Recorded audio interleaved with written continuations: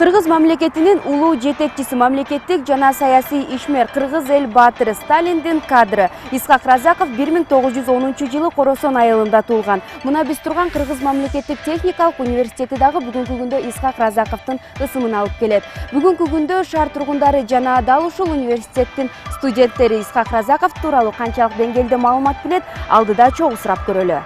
Кыргыздан чыккан, как президент болгон да мурда. Түштүктөн чыккан.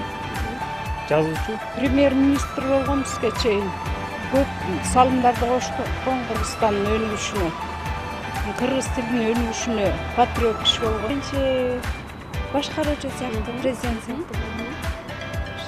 Дагы эмне жөнүндө билесиз?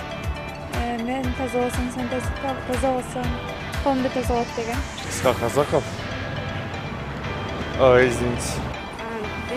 Кыргыз элибиздин улуу даанышманы жана сен таза болсоң, мен таза болсом, коомубуз да таза болот деп айткан инсан. Эми азыркыча айтканда ЦКда иштеген, ЦКнын президенти болгон, биринчи секретарь ЦК КПСС болгон илгери.